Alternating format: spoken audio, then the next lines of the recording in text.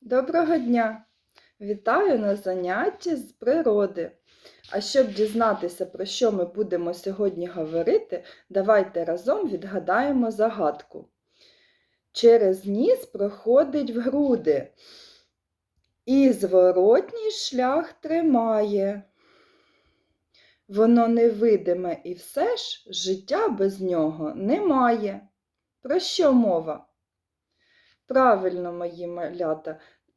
Ми будемо сьогодні говорити про повітря. Повітрям дихають люди, тварини, рослини. А де ж ми бачимо повітря? Я його теж не бачу, але я знаю, що повітря завжди навколо нас. Повітря ніхто не бачить, тому його називають невидимка. Крізь повітря ми бачимо предмети, що нас оточують, тому перша його властивість – це прозорість. Повітря ми не бачимо, але можемо відчути.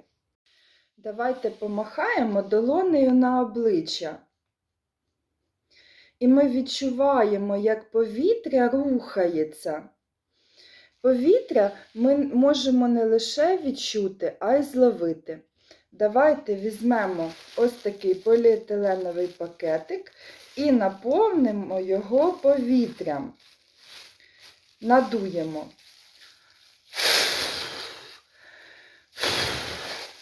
Ось, дивіться, ми зловили повітря. А якого воно кольору?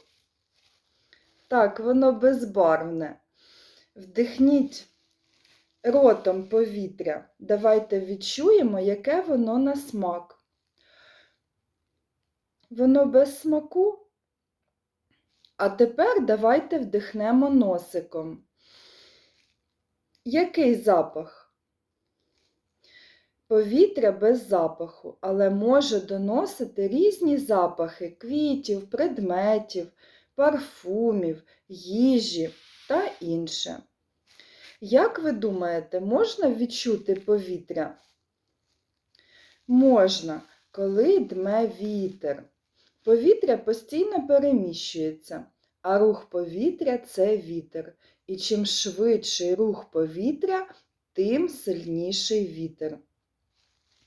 Давайте проведемо з вами кілька дослідів. Перший дослід – повітря здатне рухати предмети.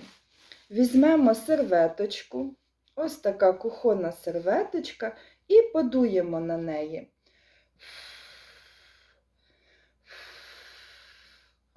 Вона рухається, так? Це і є рух повітря. Діти, а чи є повітря всередині нас? Зараз ми це перевіримо. Давайте візьмемо скляночку з водою, трубочку і подуємо в скляночку. Що ми бачимо? Багато бульбашок. Це бульбашки повітря. Вони легші за воду, тому піднімаються з води.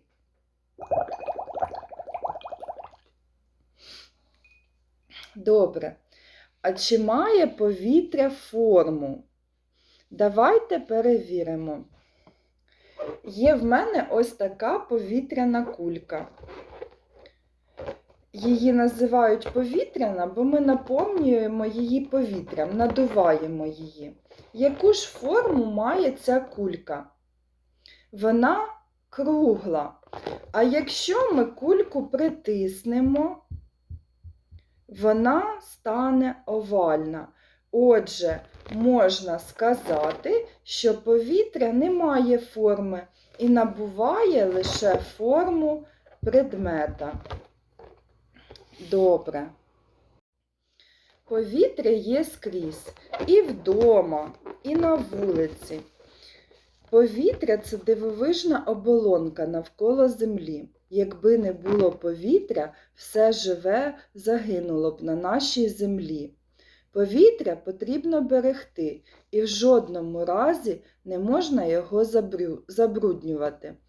Згадаємо давайте разом, що ж може забруднити повітря. Дим від заводів та фабрик, розлитий бензин, фарби, лаки, дезодоранти, дим від цигарок. Послухайте таку історію. Було це восени. Листя на деревах пожовкло і попадало на землю. У вихідний день мама з Сергійком вирішили поприбирати подвір'я. Згребли листя на декілька куб. І Сергійко каже: «Мамо, я підпалю їх».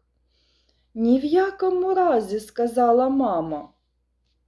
Дітки, а чому ж мама не дозволила підпалювати листя?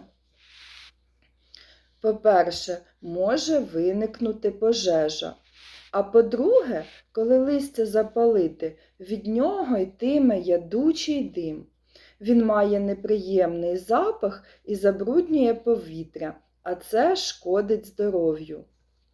Людина не може жити не дихаючи. Давайте спробуємо це перевірити. Затиснемо нос і рот щільно пальцями.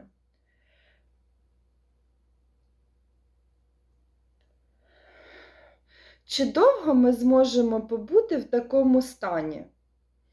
Ні, звичайно, людина ми маємо дихати. А хто скаже, чи зможемо ми дихати, коли навколо буде багато диму? Так, дихати буде важко і можна задихнутися.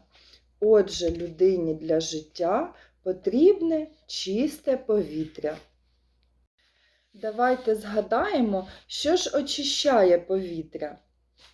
Правильно, дерева, кущі, квіти, трава.